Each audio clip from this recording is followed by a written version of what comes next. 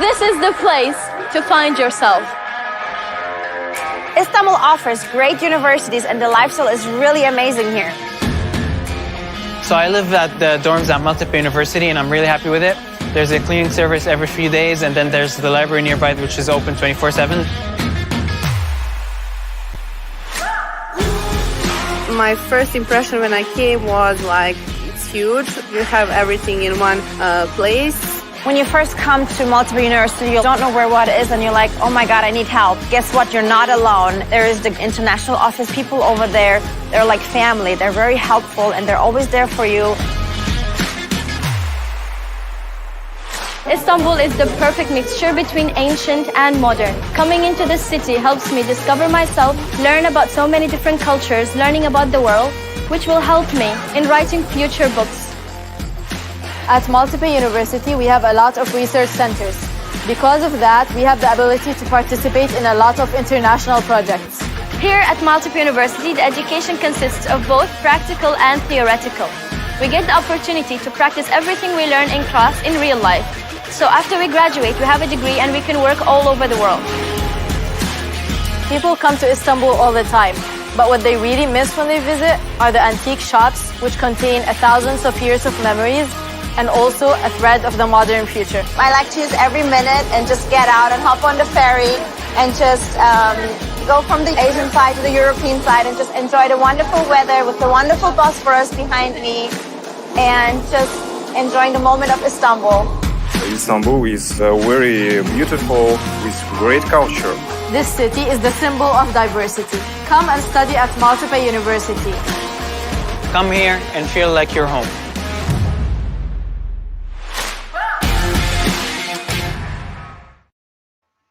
Hello everyone, my name is Esra. I am the moderator for this session and welcome to the third session of our Congress.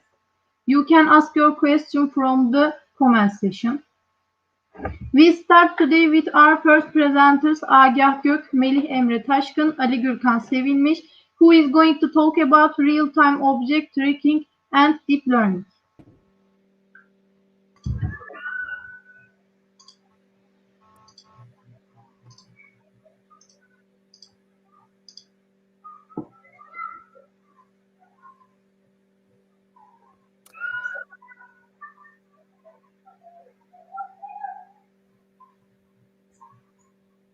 Agah. Görünüyor mu ekranım? Kendisi. Yes. Hello everyone. We are Maltepe University software engineering students. I am Melih Emre Taşkın. My friend names are Agah Gök and Ali Gürkan Sevilmiş. Today we will share information about real-time object tracking and deep learning in 5 chapters. First of all, real-time object tracking is a system that works with artificial neural network building algorithms. We will tell you what is an artificial neural network. Artificial neural networks are a computing technology inspired by the information processing technique of the human brain. As can be seen in the figure, each hidden layer resembles the neural layers found in the human brain. The output is shaped by the interaction of each layer. Another figure 2, in artificial neural networks, as the number of hidden layers increases, output becomes more detailed and accurate. What is real-time object tracking? Real-time object tracking is an artificial neural network that can detect objects in the image together with their location at once. As we can see in the pictures, the objects defined in the system are instantly classified by taking them into bounding boxes. In geometry, the minimum or smallest bounding or enclosing box for a point set S in n dimensions is the box with the smallest measure within which all the points lie. The picture is divided into grids, and each grid is responsible for finding out if there is an object in the space, its length, height, and which class it belongs to. Those objects are classified and described. Let us to examine the adaptation of that system to Googlenet artificial neural networks. Before, I talk about Googlenet, let me briefly talk about deep learning, because they are interconnected. Deep learning is a subfield of machine learning concerned with algorithms inspired by the structure and function of the brain called artificial neural networks.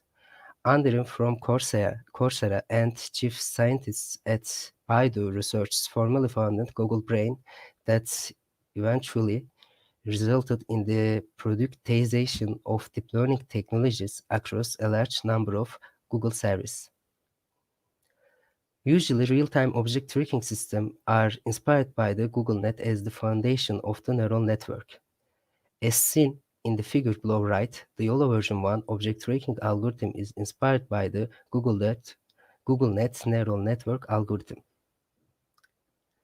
What is Googlenet and where used?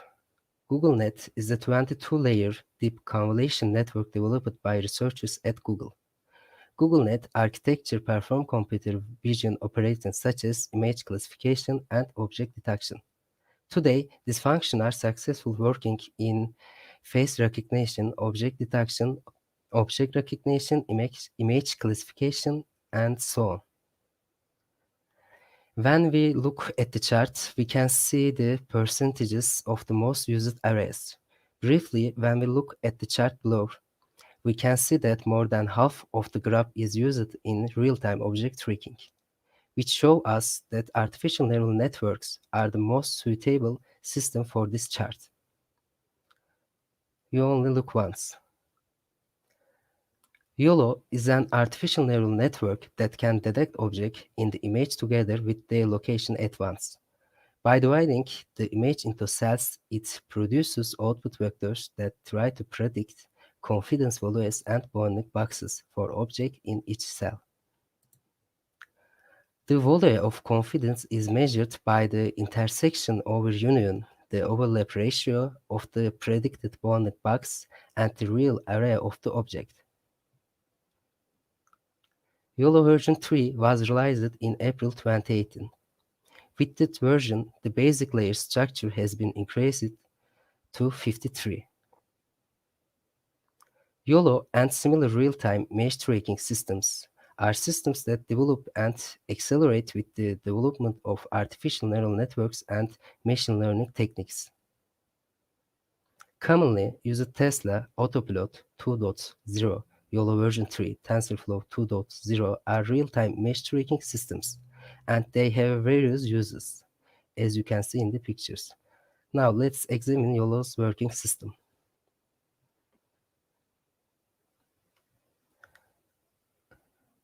No voice.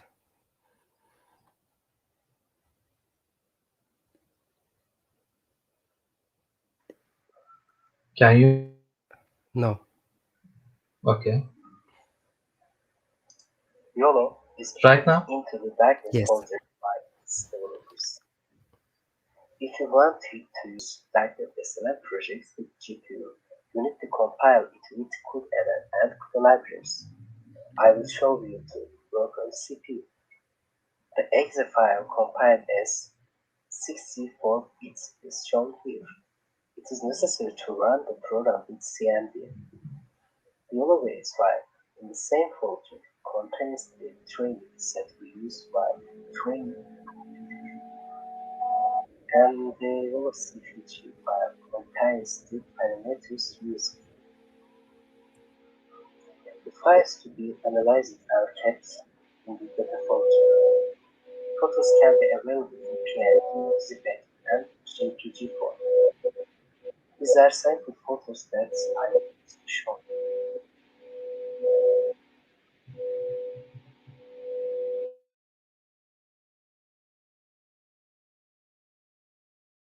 Presents the output after its functions work.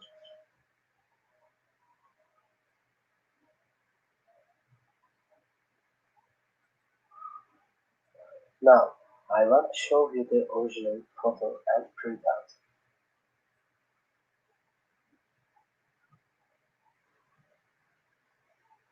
Now, I want to show you another example.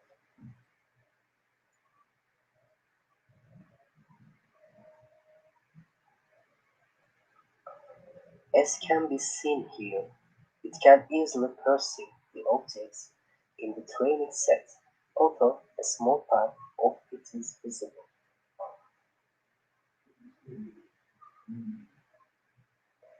Now let's examine the tracking of objects in an image in real time. As seen in the video, you can see the classified people in real time. Bounding boxes are formed for each person, and these bounded boxes can be transferred to the system as a data stream if desired.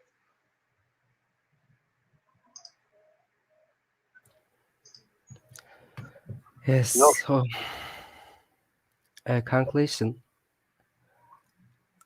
Nowadays, the interaction of computers with the real world is increasing. Real-time object tracking systems developed on the basis of artificial intelligence benefit our lives in areas such as health, cybersecurity, and analysis. More people can be trained and developed in the field of real-time object tracking and deep learning that benefits humanity. We would like to thanks Professor Dr. Asaforul and our school's multiple university for their supports. Thanks for listening.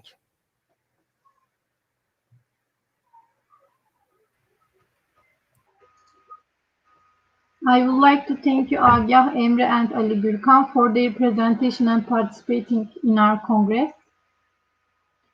Thank you again. And now we will continue our session with our next presenters, Halima Nehri and Hajira Benaloda. We'll talk about green capacitated vehicle routing optimization using a recent method. Hi.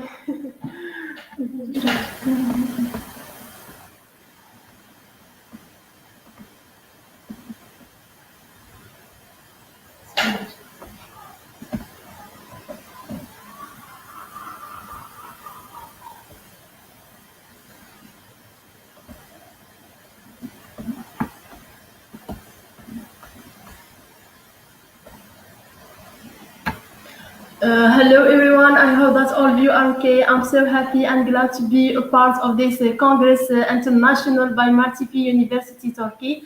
Before we start our presentation, we are going to represent our selves. My name is Halima Nehri. My partner is Binaluda Hajira. We are students in University of Science and Technology Mohammed Boudiab, and of course our supervisor Dr. Dakhisi. She is the we have our theme, which is capacited vehicle routing problem with optimization using recent meta-heuristic. The work plan, we have introduction, then the context. In this point, we're using the abbreviation vehicle routing problem and the green vehicle routing problem. It's like we're moving from the general to the specific problematic. In later on, we have the approach method. It's important point in our research paper. Then we have the resolution to the problem, and finally the conclusion. In our master product, we have to resolve the capacited vehicle routing problem, which using a part of the green optimization is a negative impact in human health and the natural environment.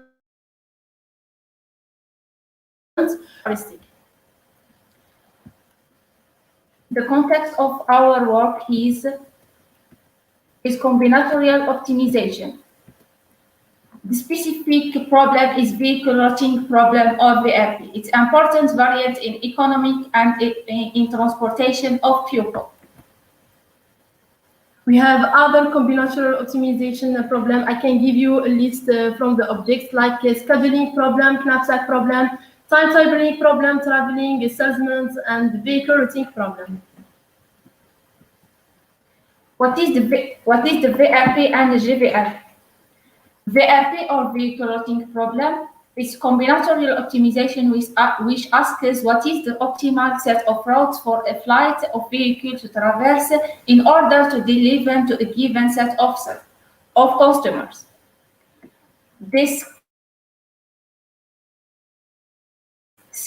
scheme of VRP. You see in this schema 3 trucks and a lot of customers and 1 depot. For example, one of these truck, we from the depot passed on the customers, formed a tour and back to the depot again. What is the definition of vehicle routing problem? Vehicle routing problem derived from the salesman traveling problem. Determine a set of routes that minimize the total distance traveled. As an example, minimize the cost of the routing, respect a certain number of constants. In this screen, we have the table represent 3 item characteristic, option, and variants. If you look in the bottom, we have operations. We're using collective peak and options. All the both at the same time. And we're using the PVT collecting and PVT delivery variants. What is the extension of vehicle routing problem? We have VRP and its general, and TWVRP is time windows vehicle routing problem, capacited vehicle routing problem, time windows capacited vehicle routing problem, and MDVRP, it's a multi-depot vehicle routing problem, and it's the image how we show GCVRP, green capacited vehicle routing problem. And this is how we use in our search. Now we have the purposes. There is a difference between the 2 schema. The first schema is from it we create the routes using the trucks and the customers and the company. Did you have any idea about green transportation? Is a service that has a lesser or reduced negative impact in human health and the natural environment when compared with the competing transportation service that serve the same purposes? The heterogeneous vehicle. The carbon dioxide emission depends on fuel cans and the distance. We have 2 types of fuel, gasoline and diesel. This screen represents the carbon emission oxide. This formula represents the chemical from the load and distance. We have 2 types of chemical emission, like a fully loaded empty vehicle and capacity volume. This image represents the happy because the vehicle coming early and the corresponding is satisfied.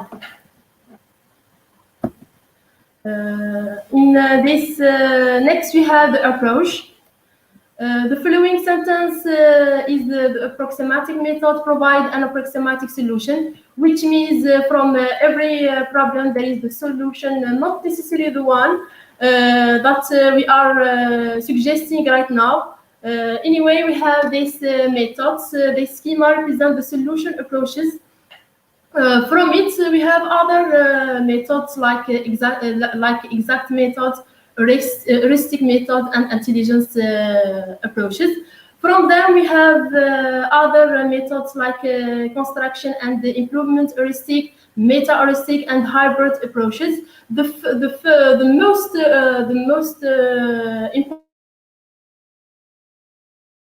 important one is using simulating annealing, turbo research, genetic algorithms, and the int colony. Retained method. In the retained method, we have first local search. Local search is based on the oldest optimization method, trial and error, but it's a systematic way. A local search algorithm is a selection assemble neighbor in client sort or in vehicle assignment, which improves the value of objective function. Second, the particle swarm optimization algorithm, or PSO algorithm. Particle swarm optimization is a population-based stochastic optimization algorithm driven by the intelligent collective behavior of certain animals, such as flocks of birds or fish. PSO algorithm. x equal x plus v, as x is a solution and v is a velocity, with other formula. This picture represents a group of birds naturally using PSO algorithm. As the meta-heuristic use flawed solution, x equal x plus v, as x ag the probability to assign the customer g to the track e. Then we have the solar system. It's an algorithm to investigate recent natural inspired swarm meta-heuristic. That is why we choose solar system algorithm, which is based on a set of planets, stars, and black holes, and each kind has its own way of movement. Algorithm 1, 2, and 3. Measure represent the main pseudocode of solar system algorithm. And this is a dataset, screenshot of dataset, how you always in search of project master. As a conclusion, we can say that this algorithm was one of the suggested algorithms. An approach-based inquiry is used to describe the continuous algorithm to resolve the green capacity vehicular problem. The approach aimed to reduce pollution emission of ordinary heterogeneous tracks according to their number, the distance, and the product allowed to dispatch. The works is actually on well-known optimization algorithms, and the recent meta-heuristic has been investigated. Master projects we are progressing in the part of design and data. We just need interrupt them in academic way. I thank you for your attention. Any questions, please? I would like to thank you, Halima and Hajira, for their presentation and participating in our Congress. Thank you. And now, we will continue our session with our next presenter, Rasmin Akhtar. We'll talk about aluminum-loaded and metal-doped strontium titanate synthesis, characterization, and evaluation of the photocatalytic water splitting. Thank you. Thank you. Can you hear me? Yes. Thank you.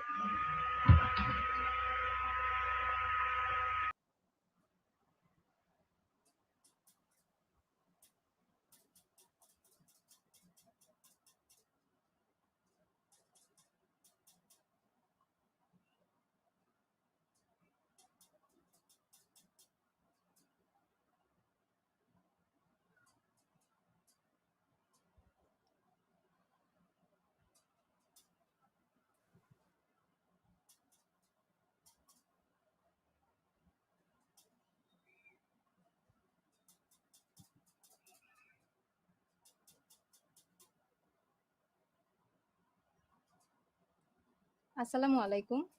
A very good evening to you all. This is Rasmin Akhtar here. I am from the Department of Applied Chemistry and Chemical Engineering, University of Chittagong, Bangladesh. Today, I'm going to present my experience about aluminum-loaded and metal-doped strontium titanate synthesis, characterization, and evaluation of the photocatalytic water splitting performance. Here I go. These are the outline of my presentation. Aims and objectives, introduction, problem statement, methodology, results and discussion, conclusion, future prospect, acknowledgement, and references. Aims and objectives. The main aims and objectives of my research work is to synthesize aluminum-loaded strontium titanate photocatalyst with environmental friendly green process, and to dope the aluminum-loaded strontium titanate with different metals, including iron, nickel, cobalt, cadmium, and silver individually. To explore the doping effect of the synthesized photocatalyst, and then to analyze the elemental percentage of the photocatalyst. Introduction. The increased growth rate in population and industrial development creates the need for clean and sustainable alternative energy. And in the development of a society based on renewable energy, hydrogen is identified as one of the potential energy vectors. Since hydrogen has a high energy density, natural abundance, and cleanness. In this sense, hydrogen may be the best option for tackling the triple issues of exhaustion, pollution, and climate change effects. And in order to avoid the environmental damages and depletion of fossil fuel resource, hydrogen has to be produced from water and clean energy sources.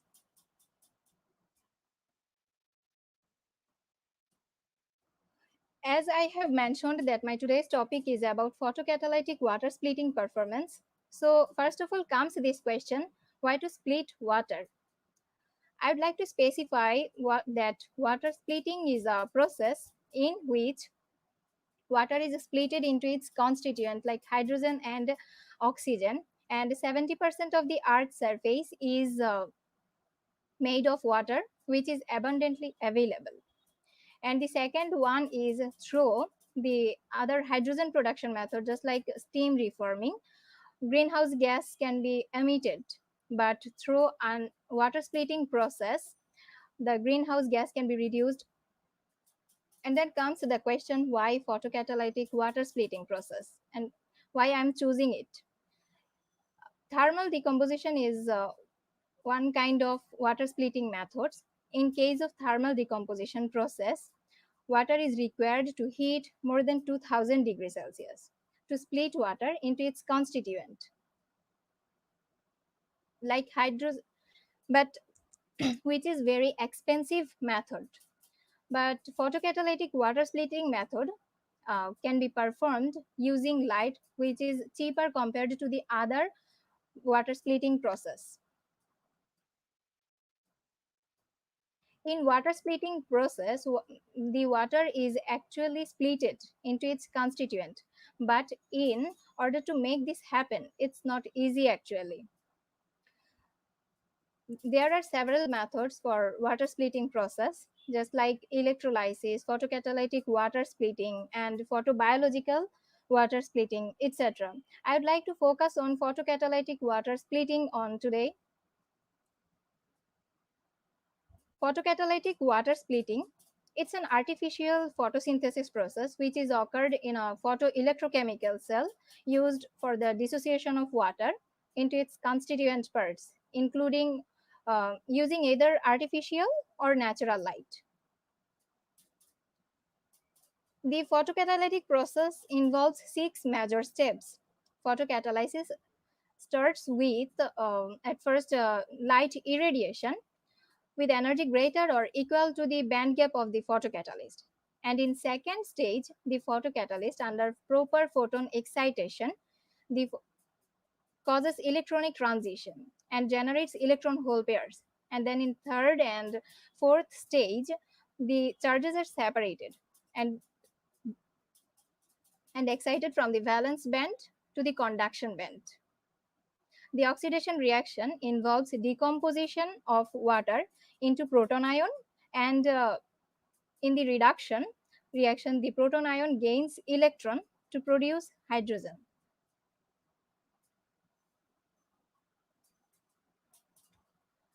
Requirements of the photocatalyst. To efficiently complete photocatalytic water splitting reaction, semiconductor must meet the following requirements. The band gap of the semiconductor must be larger than 1.23 electron volt. And the band energy position should be higher than the redox potential of the electrolyte. That is, the conduction band of the electrolyte should be higher than the reduction potential of the electrolyte. And similarly, the valence band of the electrolyte should be greater than the oxidation potential of the electrolyte. And photocatalyst must be stable under illumination, and it must be earth abundant and inexpensive materials.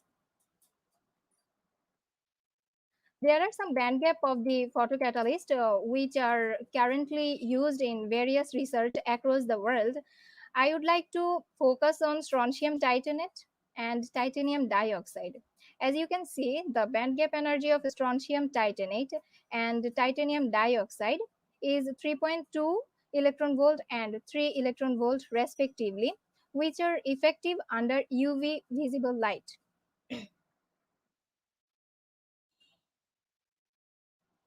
Problem statement. Undoubtedly, photocatalytic water splitting is a clean technology for hydrogen production, but it has several problems which must be overcome before the process achieves industrial acceptance. One major drawbacks of the photocatalytic water splitting process is that the photoexcited electrons and holes can recombine in bulk or on the surface of the semiconductor photocatalyst within a very short time and release energy in the form of heat. And the second problem is decomposition of water into hydrogen and oxygen, which is an energy increasing process. Thus, backward reaction easily proceeds. And strontium titanate can only utilize UV light for hydrogen production. Hence, the incapability to utilize visible light hampers the effectiveness of solar photocatalytic hydrogen generation. I would like to mention that for semiconductor to be visible light active, the band gap has to be in the range of 1.23 to 3 electron volt. I have chosen strontium titanate to be synthesized as photocatalyst because it is an earth abundant as well as non-toxic material. The band gap of the strontium titanate, which is 3.2 electron volt, allows it for solar light absorption. The other important reason is that the typical perovskite structure of the strontium titanate, which allows it for modification of its electronic structure. Catalyst development technique. There are several techniques to develop the performance of the photocatalyst, which includes doping, increasing photocatalytically active area, dye sensitization, and heterojunction. Among all these stable and effective techniques for development of the catalyst, doping is one of the best strategies to tune up electronic structure of the catalyst, and it accelerates the reaction surface also. The deposition of non-metals and metals on the semiconductor surface can supply maximum active sites for excellent photocatalytic hydrogen production. Increasing photocatalytically active area. There are two common and effective methods to increase the surface of the photocatalyst. One method is uniform nanoparticles, and the other method is incorporating another material onto the surface of the primary photocatalyst. Dye sensitization. Dye sensitization is usually used to utilize the visible light for energy conversion. Dyes having the redox property and visible light sensitivity can be used in photocatalytic systems. And heterojunction is a common method to retard the rate of recombination.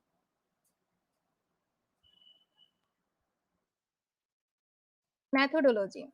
The whole strontium titanate synthesis process involves the three major steps, which includes preparing strontium titanate, flux-mediated aluminum loading, and loading the co-catalyst.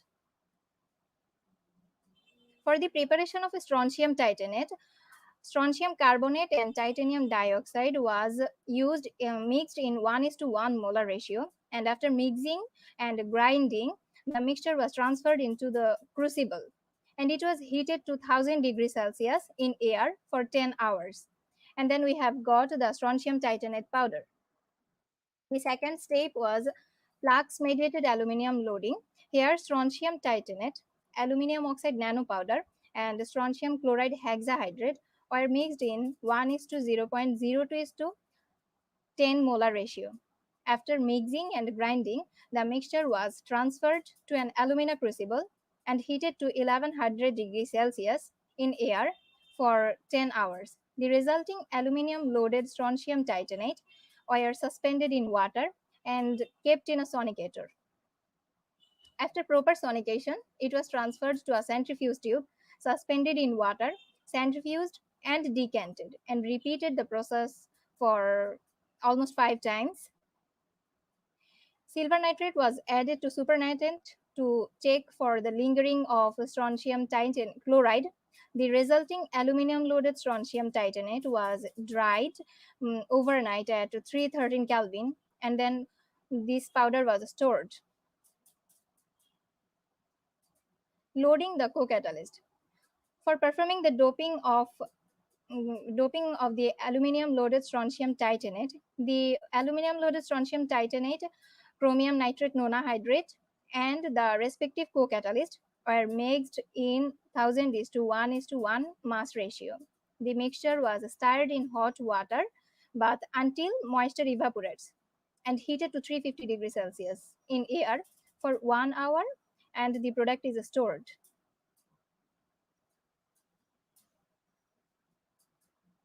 Photocatalytic water splitting. The photocatalytic experiment were performed in a 500 ml flask using a 250 watt UV lamp.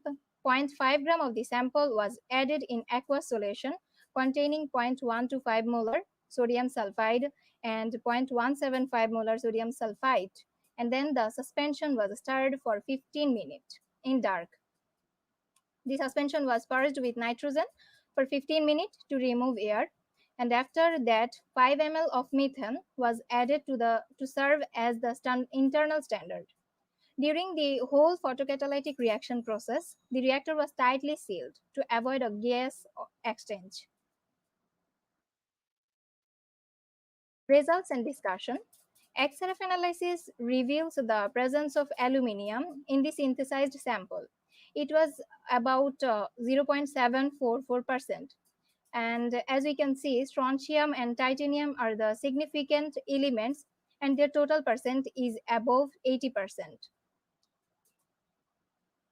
We can also see some other trace elements present in the aluminum-loaded strontium titanate, just like manganese, copper, ruthenium, indium, etc., which are the only present in concentration in terms of parts per million or even parts per billion. From the XRF spectrum of aluminum-loaded strontium titanate, we can see that there are 2 peaks. The larger one for strontium, as the percentage of strontium is 63.96%, which is higher than all other elements.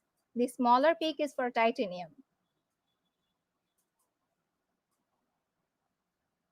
Here we can see the graphical representation of the synthesized sample, aluminum-loaded strontium titanate, where doped with different types of dopants.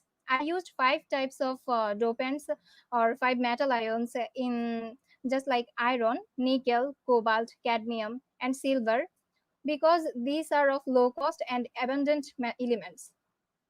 I would like to mention that doping involves replacing a cation or anion in the structure of a material with impurities and additional elements of a similar radius and charge, which can affect the band structure and cause the band gap to decrease by introducing a new forbidden band level. And doping of foreign elements into the structure of a strontium titanate induces a mid-gap state in the band structure, which allows visible light absorption. As you can see, after doping the aluminum-loaded strontium titanate with different dopants, the elemental percentage of nickel is higher than compared to other synthesized catalysts, which is almost above 13%, whereas the percentage of nickel is percentage of silver is 6%, which is lowest compared to other synthesized catalysts. XRF spectrum of the synthesized sample. From the XRF spectrum of the synthesized catalyst, we can see that there are 2 larger peaks in case of almost all catalysts, which are for strontium and titanium, and the smaller peak is for the dopants such as iron, nickel, cobalt, cadmium, and silver individually. In conclusion, I would like to say that aluminium is loaded with strontium titanate, and metal ions such as iron, nickel, cobalt, cadmium, and silver were doped to aluminium-loaded strontium titanate. The elemental percentage of the XRF analysis revealed that strontium and titanium are the major elements in case of all catalysts. And in case of dopants, the elemental percentage of nickel in nickel-doped aluminum-loaded strontium titanate is higher compared to other metal ions that were doped to aluminum-loaded strontium titanate. And the XRF spectrum gave identical peak for the major elements, that is strontium and titanium, in all dopants. Future prospect. This study also has several limitations related to the limited number of characterization techniques due to the ongoing COVID-19 pandemic and technical problem of the instrument. I couldn't perform the crystal structure and morphology analyzation, which is XRD and SEM analysis, and also I couldn't perfectly evaluate the photocatalytic water splitting performance, which must be done for further improvement of the materials and integration into real application. And in acknowledgement, I would like to express my heartfelt gratitude and sincere appreciation to my honorable supervisor, Mrs. Aisha Afrin, Assistant Professor, Department of Applied Chemistry and Chemical Engineering, University of Chittagong, for giving me such an opportunity to work under her guidance. I'm also grateful to Dr. M.D. Abdus Salam, Senior Principal Engineer, Bangladesh Council of Scientific and Industrial Research, for giving me the opportunity to do my thesis work in his research lab. I'm also thankful to the Department of Applied Chemistry and Chemical Engineering, University of Chittagong, Bangladesh, for providing me an appropriate environment to do my research work smoothly. These are the references, and thanks to all of you for listening to me. This is it. I would like to thank you for Rasmi's presentation and participating in our Congress. Thank you. Thank you again. And now we will continue our session with our last presenter, Vladislav Savlonuk. I am sorry. We'll talk about pattern matching in natural language text search, speech and language processing. Yeah. Hello, everyone. So, without further ado, pattern matching in natural language text search. So, the current level of technology development allows people to create and process incredible volumes of data. Unstructured textual data in natural language, like documents, books, publications, web pages, emails, etc., make a significant contribution to it. Text data analysis is designed to identify entities and concepts. For example, company names, product names, contact names, phone numbers, and email addresses, and then determine the relationships between them to solve applied problems. Important steps in text analysis are the search for patterns in the text and tagging, the preservation of meta information about the patterns found. Based on the received tags, one can create complex analytical platforms to perform, for example, rule-based routing, filtering, and even support for decision-making. The purpose of the study is to present state-of-art methods of text search, analyze tools for pattern matching in natural text, and reveal common issues that make it difficult to perform text analysis. So, the object of the study is pattern matching approaches for text search and syntax of pattern description languages. And the subject is the usability and performance of pattern matching approaches and clarity and expressiveness of pattern description languages syntax.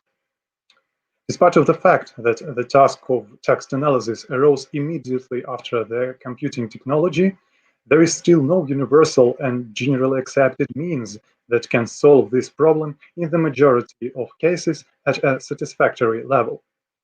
Current systems based on word processing use the following methods to perform search in text: full text search, machine learning, regular expressions, and formal grammars. So let's look at them closer. Full text search in its pure form is excellent choice for literal matching, but it is not effective enough for complex text analysis tasks. It provides rather low flexibility and cannot be used for tagging, as it does not provide searching for entities and concepts. Another approach for text search is machine learning. These methods are meaning-oriented, and they are actively used in various tasks of processing the natural languages. However, machine learning is extremely complex and time-consuming. Also, we cannot exactly explain the results of the work of these methods due to complexity of the underlying model. Another significant problem is unstable training of the model, as you have to retrain the whole system each time you do even a small tune-up. Regular expressions, commonly used nowadays, are designed to perform symbol-based search, but they have sophisticated syntax of patterns, which is not easy not only to read, but to maintain. Here is a short example with 2 words, text, and analysis to search for in a single sentence within 1 to 3 words distance. Well, quite complicated, you see. Moreover, most of regular expression engines are not optimized for searching for a set of patterns at the same time. Each pattern requires an individual text traversal. So the more patterns we have to search for, the more performance degrades. Pure formal grammar systems are oriented on structural analysis of text, so they are good for formal languages parsing, such as programming languages or log files. But on the other hand, their syntax is not flexible enough to suit the needs of natural languages analysis. Well, as for the pattern matching tools, the most of existing tools for pattern matching have limited or heavy syntax of pattern description language and low speed of matching plural patterns at once. Therefore, the problem of pattern matching in natural language text search is significant. It is clear that there is a need in both readable and powerful pattern definition language to write clear and easy to maintain patterns. Moreover, we need to have clear, understandable, and easy to explain results of the search. Another side of the question is a problem of performance degradation, which appears with the increase of the number of patterns. So to create a universal and useful pattern matching software tool for natural language text search, these issues need to be considered carefully.